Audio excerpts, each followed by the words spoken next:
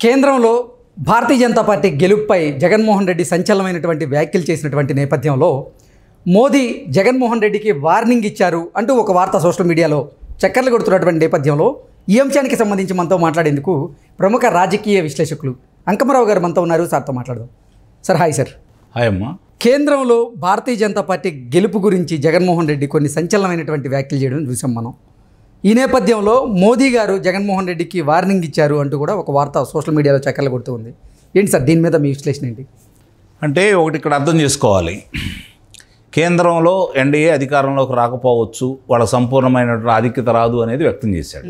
వ్యక్తం చేసి ఏమన్నాడు, గతంలో కూడా ప్రత్యేక హోదా గురించి మీరు మాకు 25 మంది లోక్సభ సభ్యులను ఇవ్వండి, మెడలోంచి తీసుకొస్తానన్నాడు. ఆ తర్వాత వాళ్ళకి ఆధిక్యత వచ్చింది, మనం ఏం చేయలేకపోయామని చెప్పాడు. ఇప్పుడు కూడా ఏమంటున్నాడు, ప్రయత్నం చేస్తానంటున్నాడు. ఆపడానికి మాత్రమే ప్రయత్నం చేస్తానన్నాడు, ఆపుతానని అంటలా.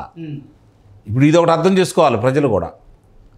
ఏముంది, రేపు మనకు వచ్చిన తర్వాత ఇవన్నీ తీసుకొస్తాము, మేము అది చేస్తాం ఇది చేస్తాం అనలేకపోతున్నాడు. ఎందుకంటే అన్న 5 నిమిషాలకి ఆయనకి ఏం జరిగిద్దో ఆయనకు తెలుసు. ఇప్పుడు ఇవన్నీ ప్రజల్ని మభ్యపెట్టడానికి మోసం చేయడానికి మాట్లాడే మాటలే తప్ప చిత్తశుద్ధి లేదనేది అర్థమైపోయింది.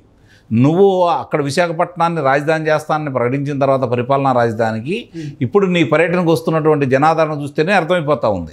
సార్ అసలు భారతీయ జనతా పార్టీకి కానీ ఎన్డీఏ కూటమికి కానీ సంపూర్ణమైనటువంటి ఆధిక్యత రాదు అని జగన్మోహన్ రెడ్డి ఎందుకు భావిస్తున్నారు? లేదంటే అసలు అలా భావించే ఇటువంటి కమెంట్ చేశాడా, లేదంటే అసలు జనాల్ని మభ్యపెట్టేందుకే గతంలో నాకు 25కి 25 ఎంపీ స్థానాలను ఇవ్వండి, నేను కేంద్రం మెడలు ఉంచుతా అని చెప్పినటువంటి జగన్మోహన్ రెడ్డి కేంద్రం ముందు మెడలు ఉంచిన సందర్భాన్ని మనం చూసాం. ఇప్పుడు కూడా అలా మభ్యపెట్టి ఓట్లు దండుకునేటువంటి ప్రయత్నం ఏమైనా చేస్తున్నాడా? నిస్సందేహంగా మభ్యపెట్టాలనే ప్రయత్నం చేస్తున్నాడు. ఎందుకంటే ముఖ్యమంత్రి పదవి అనేది ఆయనకు అవసరం. ముఖ్యమంత్రిగా ఆయన దించడం ఇప్పుడు ప్రజలకు అవసరం. అర్థమైందండి? ఇక్కడ ముఖ్యమంత్రి పదవి అనేది ఆయనకు అవసరం. ముఖ్యమంత్రిగా ఆయన స్థానాన్ని దించడం అనేది ఇప్పుడు ప్రజలకు అవసరం. ఓకే, కాబట్టి ఇప్పుడు ప్రజలే గెలవబోతున్నారు. అక్కడ ప్రజల నియంత మధ్య జరుగుతున్నటువంటి పోరాటం ఇది. అది ఆయన స్పష్టంగా అర్థమైపోయింది. ఇప్పుడు పరిస్థితి ఏందంటే ఆయన కనుక పదవిలో లేకపోతే చాలా ఇబ్బందులు ఎదుర్కోవాలి. కాబట్టి జనాల్ని ఒక మభ్య పెట్టేసి మాయమాటలు చెప్పేసి మోసం చేయడానికి మళ్ళీ ప్రయత్నం చేస్తున్నాడు. విశాఖ ఉక్కు నగరానికి సంబంధించి అసలు దానికి మూలకారకుడు, వాళ్ళకి కావాల్సిన అన్ని సదుపాయాలు ఏ విధంగా ఎట్లా చేయాలి, దీన్ని నెరవేరం ఎలా చేయాలని ఇప్పుడు చేసింది ఇతనే కదా. ఏ రోజు దాని గురించి ప్రస్తావన అయితే తీసుకురాలేదు కదా. విశాఖపట్నాన్ని తీసుకొస్తున్న రైల్వే జోన్ గురించి వాళ్ళు ఇచ్చినటువంటి ప్రతిపాదన ఏంటి, మీరు దాని మీద మాట్లాడిన మాటలేంటి, ఇవన్నీ చూసుకుంటున్నారు కదా. సంపూర్ణమైనగా వాళ్ళు ప్రకటించలేదు కదా. దానికి కూడా వెలుసుబాట్లు ఎన్నో కలగజేశారు కదా. వరకు పేరుకు మాత్రమే ప్రకటించారు, దానికి వచ్చిన రాబడి కూడా రాకుండా చేశారు కదా. అయినా సరే నువ్వు మాట్లాడలేదు కదా. రామ్మోహన్ నాయుడు గారు దాని గురించి వివరణ ఇచ్చాడు కదా. కానీ మీ లోక్సభ సభ్యులు ఎవరు దాని గురించి మాట్లాడలేదు కదా.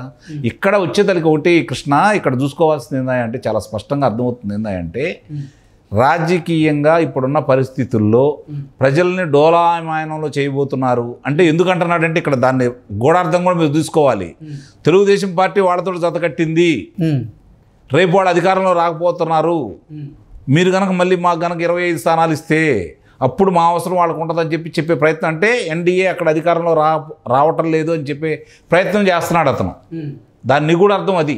అంటే సార్ ఇప్పటి వరకు రాష్ట్ర వ్యాప్తంగా ఆయన బస్సు పర్యటన చేసినటువంటి నేపథ్యంలో రాయలసీమలో కానీ కోస్తాలో కానీ ఎక్కడ ఈ ప్రస్తావన తీసుకురాలేదు. కరెక్ట్గా ఉత్తరాంధ్రలో ఎంటర్ అయిన తర్వాత ఈ ప్రస్తావన తీసుకొచ్చాడు. అది కూడా విశాఖలో ఆయన సభ జరగబోతున్నటువంటి నేపథ్యంలో ఇప్పుడు వారిని మభ్యపెట్టేందుకే అక్కడ ఈ టాపిక్ని, ఈ అంశాన్ని తెర మీదకి తీసుకొచ్చారా అంటే ఏం చెప్తారు? అది నిస్సందేహంగా దాన్ని అంశాన్ని తీసుకొచ్చాడు. రెండోది ఇప్పుడు మీరు ఒకసారి చరిత్ర కనుక పునరావృతం చేసుకుంటే మీరు మొత్తం కనుక పరిశీలిస్తే ఉత్తరాంధ్రలో 20 స్థానాలు పైన ఎవరికి వస్తే వాళ్ళే అధికారంలో ఉన్నారు ఇప్పుడు దాకా. అవును, అర్థమైందా? ఇప్పుడు అక్కడ పరిస్థితి ఏంటంటే 34 నియోజకవర్గాలు, శ్రీకాకుళం 10, విజయనగరం 9, విశాఖపట్నం 15 నియోజకవర్గాలు. నిన్నటిదాకా వాళ్ళ ఆశ ఏంటంటే విజయనగరంలో మంచి నమ్మకంగా ఉన్నారు వాళ్ళు. బొత్స సత్యనారాయణ అనే వ్యక్తి ఉన్నాడు అక్కడ, ఎట్లయినా సరే ఆ అత్యధిక స్థానాలు వాళ్ళు గెలుచుకుంటారు అనే భావనలో వాళ్ళు ఉన్నారు. ఇప్పుడు పరిస్థితి మారిపోయింది. కళా వెంకటరావు అనే వ్యక్తి అక్కడ బొత్స సత్యనారాయణని ఓడించే స్థాయికి వచ్చేసారు. ఈరోజు ఓడిపోబోతున్నాడు బొత్స సత్యనారాయణ గారు కూడా. ఇవన్నీ వాళ్ళకి వేగుల ద్వారా నివేదికలు అందుతున్నాయి కదా. ఏం చేయాలో అర్థం కాని పరిస్థితుల్లో ఇలాంటి ప్రేలాపనలన్నీ పేలుతున్నారు అనమాట. ఇవాళ జరుగుతున్న పరిణామాలు చూసుకుంటా ఉంటే ఉత్తరాంధ్ర 31-32 స్థానాలు శ్రీకాకుళంలో కావచ్చు, లేకపోతే విశాఖపట్నంలో కావచ్చు, ఒక్క స్థానం కూడా ఈరోజు వైఎస్ఆర్సీపీ పార్టీకి వచ్చే పరిస్థితి లేదు. విజయనగరంలో ఒకటి వచ్చిద్దా, రెండు వచ్చిద్దా అనేది ఇప్పుడు వాళ్ళకే అర్థం కాని పరిస్థితి. ఈ పరిస్థితుల్లో ఆంధ్ర రాష్ట్రం యావత్తు చూసుకుంటా ఉంటే 161 నుంచి 165 స్థానాల మధ్య ఎన్డీఏ కూటమికి వస్తుందనేది స్పష్టంగా అతనికి ఉన్నటువంటి నివేదిక. దీన్ని ఎలా మార్చుకోవచ్చు? ముఖ్యంగా అతను గడపలో అతని పరిస్థితి చాలా ఇబ్బందికరంగా ఉంది ఈరోజు. ఇవన్నీ ప్రజలు చర్చించుకోకుండా ఏదో బలంగా ఉన్నాడు, ఎక్కువ స్థానాలు రాబోతున్నాయి, అధికారంలో రాబోతున్నాడని చెప్పుకోవడం కోసం ఇలాంటి మాటలు మాట్లాడుతూ ఉన్నారు. ప్రజలు గమనిస్తూ ఉన్నారు. అక్కడ నీకు వచ్చే ప్రజాదరణ ఏందో చూస్తున్నారు.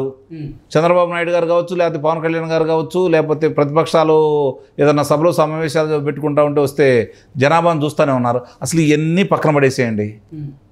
నిన్న, ఈరోజు, మొన్న జరిగినటువంటి నామినేషన్ ప్రక్రియను ఒకసారి పరిశీలించండి మీరు. కోలాహలంగా, ఆనందంగా, ఎంత విజయోత్సవ ర్యాలీలాగా ఉన్నాయో తప్ప అదేదో ఎన్నికల ముందు జరిగే సంగ్రామంలా కనపట్ల. ఎన్నికలు అయిపోయిన తర్వాత, ఫలితాలు వచ్చిన తర్వాత, ఫలితాలు అక్కడ అనుకూలంగా వచ్చిన తర్వాత చేసే ఆనందం, విజయోత్సవ ర్యాలీలు ఎలా ఉంటాయో ఇప్పుడు అలా ఉన్నాయి అక్కడ.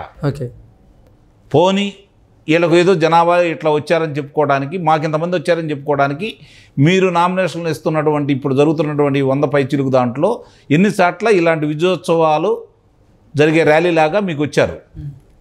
ఇవన్నీ వాళ్ళకి కనపడుతున్నాయి. అంతా ఓటమి పోయి వెంటాడుతూ ఉంది. ఆ వెంటాడినప్పుడు ఇప్పుడు భారతీయ జనతా పార్టీ అక్కడ బలహీనంగా ఉంది ఉత్తరాదిన, ఇక్కడ నేను బలంగా ఉన్నాను, మన అవసరం వాళ్ళకి వచ్చిందని చెప్పే ప్రయత్నం చేస్తున్నాడు. ఒకటి గుర్తుపెట్టుకోవాలి, ఒకవేళ పొరపాటున ఏదన్నా తగ్గితే నీలాంటి వాళ్ళని నమ్మరాళ్ళు. చంద్రబాబు నాయుడు గారిని ఎన్డీఏ అధ్యక్షుడిగా చేసేసి, కన్వీనర్గా చేసేసి ఆయన భుజస్కంధాల మీద పెడతాడు. ఆయన మిగిలిన తీసుకురాగల శక్తి భారతదేశ వ్యాప్తంగా ఈరోజు ఆయన ఒక్కడే ఉన్నాడు. ఆయన ఒక్కడికే చెల్లింది అది. అవును సార్. జగన్మోహన్ రెడ్డి గారు ఈ వ్యాఖ్యలు చేసిన తరువాత భారతీయ జనతా పార్టీ పెద్దలు అమిత్ షా గారు, మోదీ గారు గుర్రుగా ఉన్నారని జగన్మోహన్ రెడ్డికి వార్నింగ్ ఇచ్చారు అంటూ కూడా కొన్ని రూమర్స్, అంటే కొన్ని వార్తలు అయితే సోషల్ మీడియాలో చక్కర్లు కొడుతూ ఉన్నాయి. వాటి మీద మీ స్పందన ఏంటి?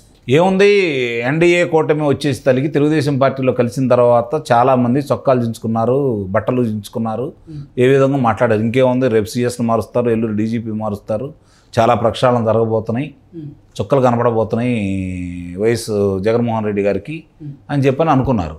ఏం జరిగింది? ఏం జరగలేదు కదా. ఇప్పటివరకు ఏం జరిగింది? పెద్దగా ఏం జరగలేదు కదా. ప్రజల యొక్క ఆవేశాన్ని అడ్డుకట్టలేకపోతున్నారు వాళ్ళు. ప్రజలు ఈరోజు ప్రజలు పోరాటం చేస్తున్నారు. వాళ్ళ నుంచి పెద్ద సహకారం వస్తుందని చెప్పని వీళ్ళేదో భావించారు. దానికి పెద్దగా వచ్చినట్టు నేనే భావించారు. ఎవరేమనుకున్నా సరే వీళ్ళు ఊహించిన స్థాయిలో వాళ్ళకి సహాయ సహకారాలు అయితే అందట్లేదు. అది మాత్రం చాలా స్పష్టంగా కనపడుతున్నాయి. ఈ పరిస్థితుల్లో నీకు చర్యలు తీసుకుంటారని అయితే నేనైతే భావించట్లేదు. వాళ్ళకి జగన్మోహన్ రెడ్డి గారికి హెచ్చరికలు చేశారన్నా కూడా నేను భావించట్లేదు. వాళ్ళు ఇప్పుడు చాణక్య నీతిని ప్రయోగిస్తున్నారు. అక్కడ ఇద్దరిని మచ్చిక చేసే ప్రయత్నంలో ఉన్నారు వాళ్ళు. ఇద్దరిలో ఎవరు ఆధిక్యత వచ్చినా కూడా వాళ్ళకే గెలుస్తారు కదా అన్న ధీమాతోటి. అంతే తప్ప జగన్మోహన్ రెడ్డి గారు ఈ మాటలు మాట్లాడారు కదా, ఇంకేముంది ఆయన మీద చర్యలు తీసుకుంటామనే ఆలోచన అయితే ఉంటుందని అయితే నేనైతే ఎట్టి పరిస్థితుల్లో కూడా భావించట్లేదు.